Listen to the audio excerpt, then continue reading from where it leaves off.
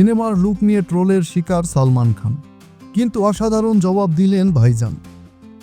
এদিকে জামাত আমিরের x account hack প্রসঙ্গে রহস্যময় তথ্য দিলেন শাওন। প্রথমে আসি ভাইজানের কাছে।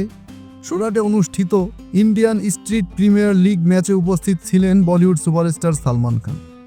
উপস্থিত হয়ে তিনি তার আসন্ন ছবি ব্যাটেল অফ গালওয়ান নিয়ে কথা বলেন এবং ছবির টিজারে নিজের লুককে রোমান্টিক বলে যে ট্রোলের শিকার হচ্ছেন তার জবাব দেন।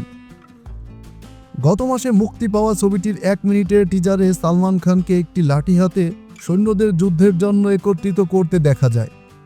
শত্রুপক্ষের সৈন্যরা বন্দুক নিয়ে এগিয়ে আসার সময় তাকে দৃঢ়ভাবে নিজের অবস্থান ধরে রাখতে দেখা যায়। তবে টিজারের অভিনেতার লুক, দৃষ্টিভঙ্গিকে ঘিরে সামাজিক মাধ্যমে ব্যাপক ট্রোলের মুখে পড়তে হয় বলিউড ভাইজানকে, যেখানে মজা করে সেটিকে রোমান্টিক বলে উল্লেখ করেছেন নেটিজেনদের একাংশ। আইএসপিএল ম্যাচ চলাকালীন আবারও সেই মুহূর্তটি সামনে এলো।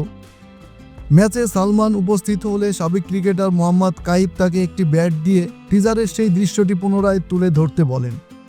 তখন এই অভিনেতা হাসি মুখে ট্রোলিংয়ের প্রসঙ্গে স্বীকার করে বলেন, এখন কিছু লোক মনে করে এটা একটা রোমান্টিক লুক, কিন্তু আমি একজন কর্নেল ভাই। এটা একজন কর্নেলের লুক, যিনি জানেন কিভাবে তার দল ও সৈন্যদের অনুপ্রাণিত করতে হয় এবং আশা জাগাতে হয়। এদিকে অভিনেত্রী মেহের আফরোজ শাওন বরাবরই সোশ্যাল মিডিয়ায় নানান বিষয় নিয়ে সরব থাকতে দেখা যায়। সাম্প্রতিক সময়ে রাজনৈতিক বিষয়ে তিনি বেশ প্রতিবাদী। সেই ধারাবাহিকতায় এবার বাংলাদেশ জামাত ইসলামের আমির ডক্টর শফিকুর রহমানের অফিসিয়াল টুইটার হ্যান্ডেলের একটি পোস্ট নিয়ে নিজের ফেসবুক হ্যান্ডেলে শেয়ার করেছেন এই অভিনেত্রী।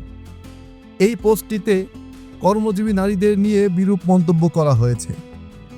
যদিও পরবর্তী সময়ে জামাত ইসলামের আমির ডক্টর শফিকুর রহমানের অফিসিয়াল টুইটার হ্যান্ডেলে সহ দলের কয়েকজন সিনিয়র নেতাদের সামাজিক যোগাযোগ মাধ্যম অ্যাকাউন্টে সাইবার হামলার ঘটনা ঘটেছে বলে জানিয়েছে বাংলাদেশ জামাত ইসলাম।